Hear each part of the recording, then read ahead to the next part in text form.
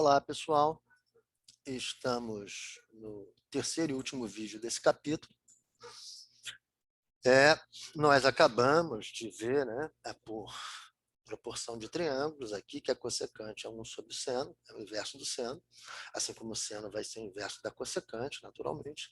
E falta um trechinho dessa pequena revisão e a apresentação, ainda que sumária, de um material instrucional que está apostilado e que também é colocado no Teams, que é a base que algumas universidades federais hoje estão utilizando, e também é postado no YouTube.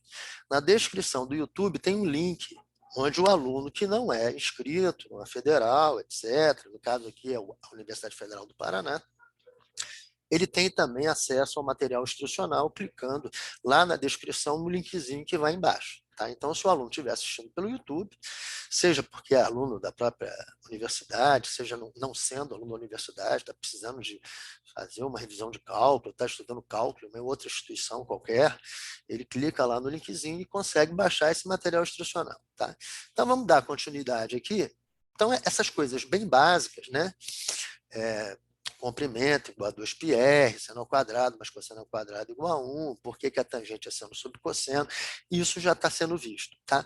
É bastante importante o aluno fazer o estudo de seno, cosseno, dessas relações trigonométricas, seno, cosseno, tangente, cotangente, secante, cossecante, nos 4 quadrantes. Observe que se eu fosse analisar, por exemplo, o seno aqui próximo do zero, ou seja, imagina que eu tenho um triângulo aqui, onde o ponto P ele está próximo do zero, está tendendo a zero pelo lado positivo, ou está tendendo a zero, aí o ponto P teria que estar desse lado, com esse caminho, né?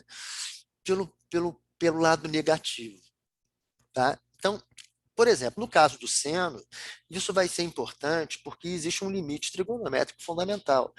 E apesar desse curso, nós não estarmos fazendo assim, demonstrações de limites, derivadas, integrais, salvo os conceitos fundamentais, que é o conceito de limite, o conceito de derivada e o conceito de integral, que nós vamos, alguns já vimos, o de limite já vimos, derivada e integral vamos ver.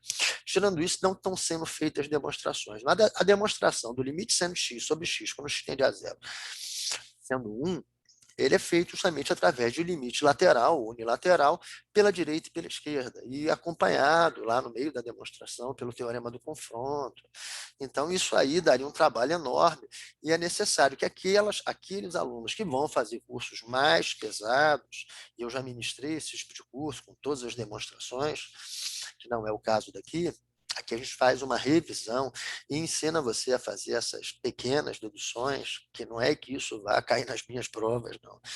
Mas é para que o aluno não fique refém da memória. Qualquer coisa ele vai lá e deduz novamente. Tá? E ele passa essa coisa de acreditar numa determinada relação, fórmula, ela é importante. Senão o cara fica decorando as coisas como se fosse um papagaio de pirata. Né? Então, para evitar esse tipo de coisa, a gente faz uma apresentação sumária para ele saber que esse troço não sai da telha de alguém. Alguém demonstrou. Várias pessoas, os professores que fazem matemática, geralmente aprendem a fazer isso no curso básico de geometria, porque eles têm que ser preparados para dar aula de geometria no ensino fundamental e médio, antigo primeiro grau, segundo grau. Então, isso tudo é visto lá. Olha só, note que no primeiro quadrante, seno, cosseno, tangente, cotangente, secante, cossecante são todos positivos. Então, vocês viram lá, ó, aqui todas as medidas do cosseno, do seno, da cossecante, da tangente, da cotangente, tudo era positivo. E como é que se dá isso no segundo quadrante? Como é que se dá isso no terceiro quadrante? Como é que se dá isso no quarto quadrante? Então, o que a gente quer é que você marque, ou seja, vai ter uma tarefa aqui, que é você desenhar o ciclo trigonométrico e marcar o P no segundo quadrante, e não é fazer demonstrações novamente, é que analise o sinal, esse sinal pode ser analisado de duas formas. Como você vê que tudo está relacionado a seno e cosseno, por exemplo, se o seno é positivo, a cossecante vai ser. Você poderia analisar assim, tá? Mas é importante que o aluno veja onde está a cossecante no segundo quadrante, onde está a cossecante no terceiro quadrante, onde está a cossecante no quarto quadrante. E ficar muito atento para essas medidas aqui, 0, π sobre 2, π, 3π sobre 2, porque são medidas emblemáticas. Quando a gente vai fazer um gráfico, geralmente, né, a gente vai ver, por exemplo, que se o seno é essa alturinha aqui, ó, à medida que o ponto P vai descendo, essa alturinha vai diminuindo. Então, por exemplo, quando o θ, ou o arco θ, ou o ângulo θ tende a zero, essa alturinha aqui também vai para zero. Né? Já quando, por exemplo, o seno aqui, ó, o seno era dessa altura, depois passou para essa, aqui nesse ponto P já é essa. Se eu botasse um ângulo θ próximo a π sobre 2, ou próximo a 90 graus, o seno tenderia a infinito, a mais infinito. Então, são essas questões que o aluno tem que estar atento, porque na hora que ele for fazer um gráfico de seno, de cosseno, de tangente, ele vai perceber essas questões, né? Desculpe, eu fiz uma confusão. Seno não vai para infinito, mil perdões, ele vai para 1. Tá? É a tangente que vai para infinito, desculpe. Olha aqui, ó. Se o ângulo estiver aqui, ó, se o ponto P estiver aqui, o seno vai ser dessa altura. Se ele estiver muito próximo de 90, vai ser essa altura um pouquinho maior. E quando ele estiver em 90, você, na verdade, não vai formar, né, aquele triângulo, né, mas a medida do seno vai ser 1. Desculpe, né? Eu falei mais infinito, desculpe. Desculpe. Seno e cosseno variam entre -1 e 1. Tá? Tanto que você vai ter senoides, cossenoides, são parecidos até, mas nas posições diferentes, em função de 0, π sobre 2, π, a coisa toda. Já o cosseno, olha aqui, ó, ele está ficando, à medida que o ponto P chega para lá, essa medida no eixo X vai ficando cada vez maior. E à medida que ele vem para cá, o cosseno vai ficando cada vez maior. Ele tende ele tende a 0 quando eu estou em π sobre 2 e vai tender a 1 quando o cosseno se aproxima quando o ponto P se aproxima de 0. Então, são essas percepções, tá, que o estudante de faculdade, de cálculo 1, ou de introdução ao cálculo, que é uma disciplina que alguns cursos têm prévias ao cálculo, tem que observar. Então, tem uma série de exercícios aqui, tá? Como exemplo, olhando para o ciclo onde foi marcada a cossecante, papapá. Olha aqui, ó. Então, que está aqui, deve ser feito como exemplo no ciclo onde foi marcada a cossecante de θ, se P se aproxima de 0, que é 2π sobre 2, né, pelo primeiro quadrante, então o valor da cossecante tenderá a mais infinito. Então, são essas questões que o estudante tem que perceber. Aí aqui eu faço um breve resumo. Isso aqui é praticamente um macete de colégio, né? Eu apenas modifiquei um pouquinho, porque geralmente no colégio não aparece raiz de 1, porque a raiz de 1 é 1. Mas para facilitar a memorização, em 30, 45 e 60, você brinca de raiz de 1 sobre 2, raiz de 2 sobre 2, raiz de 3 sobre 2. E com essa memorização fica mais fácil. Tá? Um outro aspecto que a gente lembrar, que eu já tinha comentado, com essa formulazinha aqui, que é a identidade trigonométrica fundamental, você consegue essas duas aqui. Eu só memorizo essa, que é muito fácil, qualquer coisa, se eu esquecer, eu desenho um triângulo, o ponto P lá, acho seno quadrado, mais cosseno quadrado, igual a 1. E aí a única coisa que eu me lembro depois é dividir para essa fórmula de um jeito e para essa fórmula de jeito. Por quê?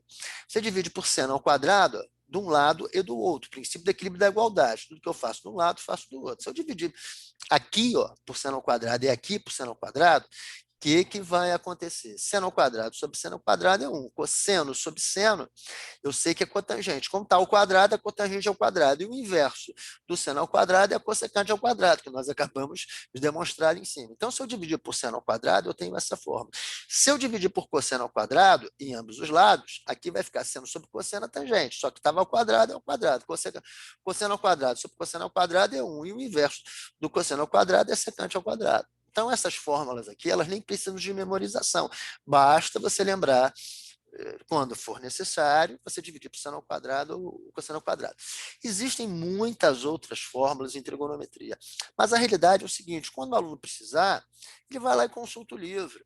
Eu, pessoalmente, né, quando isso de alguma forma cai numa prova, etc., eu apresento essas fórmulas aqui, boto na prova, boto no quadro. Essas aqui são mais chatinhas de lembrar, mas essa aqui, seno de A mais B, tem até musiquinha. Seno A, cosseno B, mais seno B, cosseno A.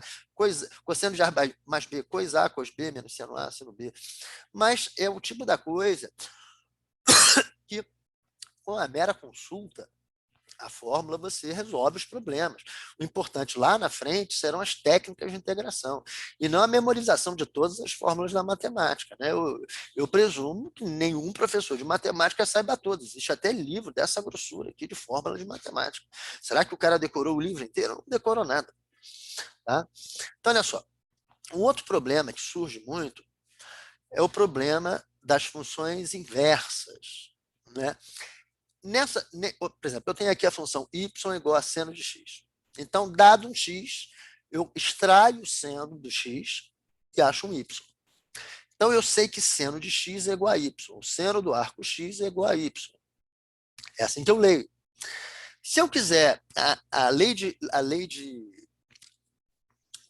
correspondência inversa, eu não dou o arco, eu dou o valor do seno. Aí eu digo assim, ó, x, eu quero descobrir agora é o arco.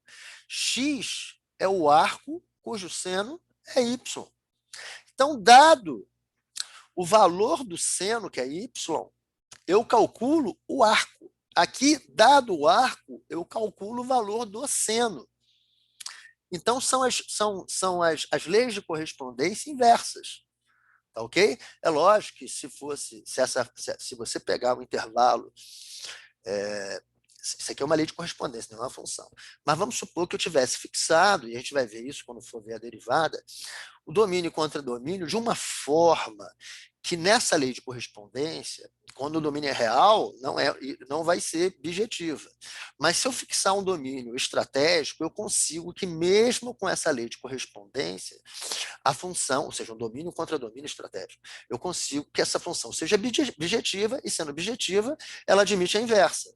E aí, na relação inversa, ou na lei de correspondência inversa, em vez de eu dar o arco e calcular o seno, eu dou o seno e mando você calcular o arco. Eu quero que você descubra o x. Quem é x? É o arco cujo seno dá y.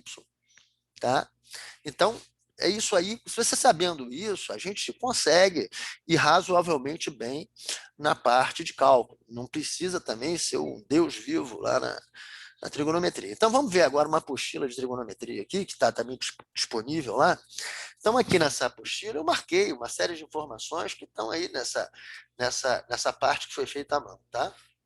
Só que está um monte de questões aqui, muita informação, e foi isso que eu falei, que não é bom, não. Você botar informação excessiva em 3 círculos trigonométricos. Aí o aluno não pega muito, entendeu? Aí depois eu vou definir aqui o que é função periódica, aí eu vou falar sobre a função seno. Olha só, essa função seno, ela é a gente chama de senoidal, tá vendo? E naturalmente, né, que ela não é bijetiva, porque para esse y, né, olha só, por exemplo, o y1, ele é atingido por vários pontos do domínio, ó, π sobre 2, menos 3π sobre 2. Se eu subisse aqui, eu tinha o 2π mais π sobre 2, né, que também pegaria lá. Né? Então, se eu der um domínio não muito estratégico, esse aqui nem é real, se eu botasse desse ponto a esse ponto, né, é um subconjunto menor, mas já não seria injetivo. Se eu botar real, pior ainda. Mas, por exemplo, se eu fizesse a brincadeira entre menos π sobre 2 e π sobre 2, esse pedacinho só seria, ou seja, de menos π sobre 2 a π sobre 2 seria o domínio, tá? E aí, o que aconteceria? Esse pedacinho aqui, que seria o gráfico da minha função, ou seja, a minha função, que é determinada pela lei de correspondência a seno, e por esse domínio e esse contradomínio de menos 1 a 1, especiais, então, nesse caso, eu admitiria inversa. Tá? E isso poderia ser feito também daqui até aqui. Aí é uma questão de você comandar a função. É você que está numa atividade, na física, na estatística, na engenharia mecânica, na astronomia, e aí você vai, quem define domínio contra domínio, a lei, etc., é você que tem uma necessidade de realizar um experimento, construir um produto, tá? E aqui, então, o que eu estou colocando para vocês é uma coisa que é importante em todas as funções lá, que são chamadas funções matemáticas elementares, é você conhecer a carinha da função, como é que se comporta a função. Olha aqui, ó. A seno, por exemplo, passa nesse ponto zero. A cosseno no zero ela já dá 1, ela dá diferente. Então, tem uma série de observações aqui que são interessantes do aluno dar uma lida. Então, você vai ver, por exemplo, que a tangente, né, por exemplo, em π sobre 2, pela esquerda, ela tende a mais infinito, e pela direita, ela tende a menos infinito.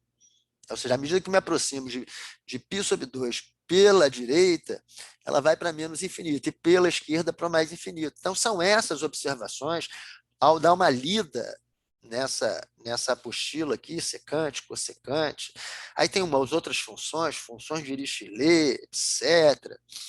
Então, tem uma série de situações aqui que é bom o aluno que está fazendo o curso de cálculo, isso aqui às vezes é matéria dos chamados cursos de introdução ao cálculo, que é um curso às vezes anterior, você fazer pelo menos uma leitura.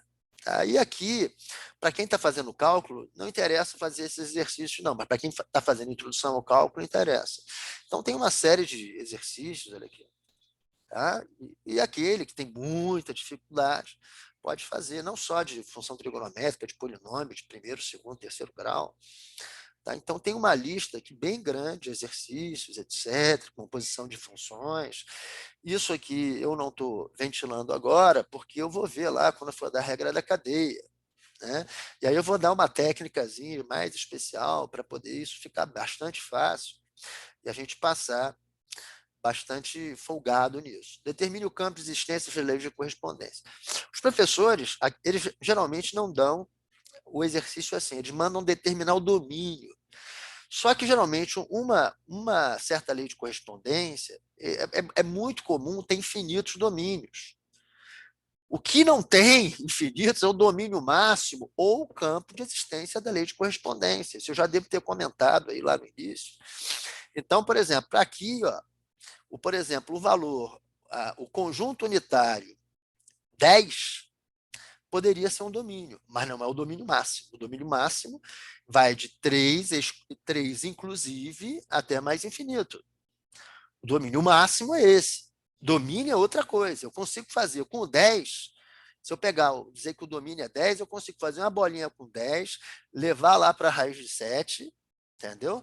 E vou dizer, ó, é uma função. Mas esse equívoco de muitos professores assim, já está quase que entronizado. E não é. Domínio é uma coisa e domínio máximo é outra coisa. Domínio máximo é a mesma coisa que campo de existência de leis de correspondência. Tá? Então, tem uma série de exercícios. Isso aqui, no curso de introdução ao cálculo, os professores batem muito, mas no curso de cálculo 1 não vale a pena. Isso aqui é só inverter a folha. Tem função plotada, a tonelada aqui. O software que plotou essas funções foi o Pascal, o editor de textos, esse editor é antigo, essa apostila também já é antiga, era o Keywriter. Tá? E quem me ajudou a fazer tudo isso, no sentido da parte tecnológica, computacional, foi um aluno de cálculo 1, que manjava a paca de computação. Divisões de polinômio, tá vendo? Então, tem um material aqui que pode, né, auxiliar vocês a compreenderem mais o comportamento. Se eu dividir o x por 2, o que é que acontece? Se eu levar ao quadrado, o que é que acontece? Né?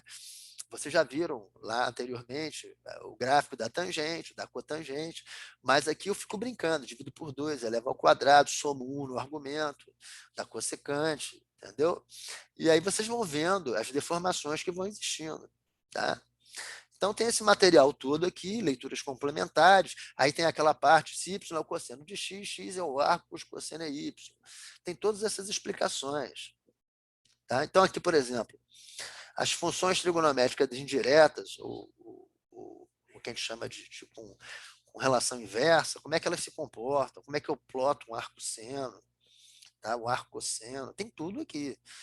Isso, num curso de cálculo normal, que geralmente é um volume de trabalho muito grande para o estudante, não vale a pena ficar lendo.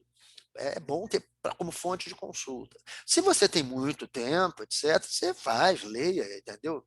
Funções simétricas, aí vai, tem uma pilha até que, né? Ou seja, aqui já começou aquele que para nós é capítulo 5, apesar de aqui estar buscando o 4, que é o primeiro capítulo de limite finito, quando x tende a um valor finito, tá? Aqui, limite finito quando x tende a... Esse aqui já foi o capítulo 5, se eu não me engano.